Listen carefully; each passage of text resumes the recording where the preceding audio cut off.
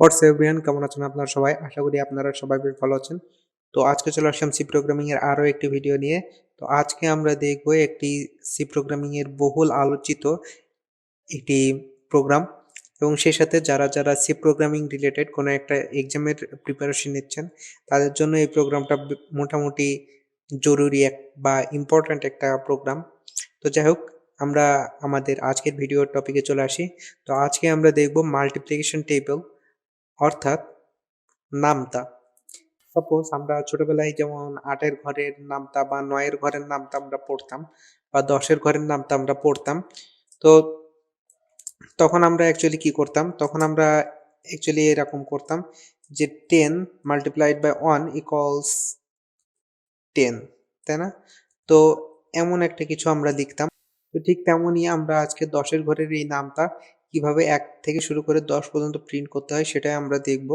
তো সাপোজ তার জন্য আমি কি করব? তার জন্য ১ম এ আমি একটা ফর লুপ নিয়ে নিব এবং ফর লুপের ১ম এই থাকে হলো ইনিশিয়ালাইজেশন।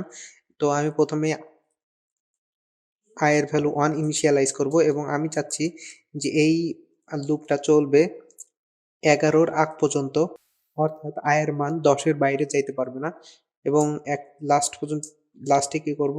ইনক্রিমেন্ট করব i এর ভ্যালু ১ করে, তাই না? তো এখানে অ্যাকচুয়ালি কি করব? এখানে একটি প্রিন্টএফ ফাংশন আমি ইউজ করব।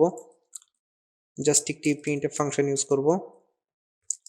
তো এই যে প্রিন্টএফ ফাংশন, এই প্রিন্টএফ ফাংশনের ভিতরে আমি ঠিক এইভাবে আউটপুটটি দেখাইতে যাচ্ছি, তাই না? তো তার জন্য আমি কি করব? যেহেতু আমি ১০ এর ঘরের নামটা লিখতেছি, তো প্রথমে আমি দিব ১০ মাল্টিপ্লাইড বাই, এখানে একটি পার্সেন্টেজ ডি দিব এবং একটা ইকুয়াল সাইন দিব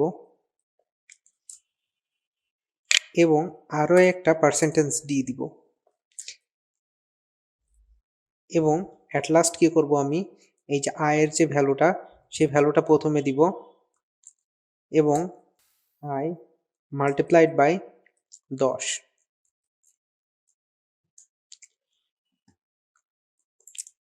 আচ্ছা, তো অ্যাট লাস্ট আমি কি করব? এখানে একটা স্কেপ সিকোয়েন্স আমি দিয়ে দিব। এখানে একটি স্কেপ সিকোয়েন্স আমি দিয়ে দিব যাতে দেখতে সুবিধা হয়। তো আমি জাস্ট প্রোগ্রামটা একটু রান করব এবং দেখতে পাচ্ছেন আমাদের যে আউটপুটটা, সেই আউটপুটটা একেবারেই সঠিকভাবে দেখাচ্ছে। অর্থাৎ প্রথমে এই যে ১০ প্রিন্ট হচ্ছে।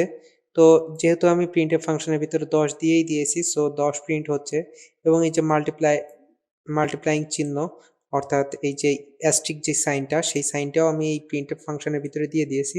যে কারণে এই যে প্রতিটা লাইনেই দেখেন ১০ এবং এই যে অ্যাস্টেরিস্ক চিহ্ন, এই চিহ্নটা কিন্তু কোনো পরিবর্তন হচ্ছে না, তাই না? এবং এট লাস্ট আমি যেটা করছি, এই যে পার্সেন্টেজ ডি দিয়েছি, অর্থাৎ এইখানে কি হবে? এইখানে একটি ইন্টিজার ভ্যালু বসবে এবং ইকুয়াল সাইন বসবে এবং ইকুয়াল সাইনের ডান পাশে আরও একটি ইন্টিজার ভ্যালু বসবে। তো ইকুয়াল সাইনের বাম পাশে যে ইন্টিজারস ভ্যালুটা আমরা বসাইতে যাচ্ছি এই যে পার্সেন্টেজ ডি দিয়ে, সেই ভ্যালুটা অ্যাকচুয়ালি কি? সেই ভ্যালুটা অ্যাকচুয়ালি এই যে আয়ের ভ্যালু, অর্থাৎ আয়ের ভ্যালু প্রথমে আমি দিয়েছি 1, তো প্রথমে এখানে বসবে 1, দেন ইকুয়াল সাইন, দেন কি হবে? দেন আমি বলে দিয়েছি আই কে মাল্টিপ্লাই করা হবে কত দিয়ে? ১০ দিয়ে এবং সেই ভ্যালুটা বসবে ইকুয়ালের ডান পাশে, তাই না? এই যে পার্সেন্টেজ ডি এইখানে, অর্থাৎ আয়ের ভ্যালু হলো 1 এবং i কে কত দ্বারা গুণ করা হচ্ছে? ১০ দ্বারা গুণ করা হচ্ছে। তো ইকুয়াল সাইনের ডান পাশে বসবে কত? প্রথমে বসবে ১০। দেন i এর ভ্যালু যখন আমি ১ ইনক্রিমেন্ট করতেছি তখন i এর ভ্যালু হয়ে যাচ্ছে 2, এই যে ইকুয়াল সাইনের বাম পাশে আছে 2 এবং এই 2 কে মাল্টিপ্লাই করা হচ্ছে কত দিয়ে? এই যে ১০ দিয়ে। এই যে এইখানে দেখেন, এই যে ১০ দিয়ে আমি মাল্টিপ্লাই করছি এবং এট লাস্ট আমি কি করছি? এই যে ইকুয়াল সাইনের ডান পাশে আমি সেই রেজাল্টটাকে প্রিন্ট করে দিয়েছি। তো এইভাবেই কিন্তু আমাদের লজিকটা কাজ করতেছে এবং আমাদের এই যে জাস্ট ২ লাইনের ভিতরেই এই প্রোগ্রামটা আমাদের একেবারেই কমপ্লিট হয়ে যাচ্ছে। তো সি প্রোগ্রামিং রিলেটেড কোনো এক্সাম হইলে বা আম তো সি প্রোগ্রামিং রিলেটেড বিভিন্ন ধরনের এক্সামে কিন্তু এই কোশ্চেনটা ২ মার্কের জন্য বা ১.৫ মার্কের জন্য আসে।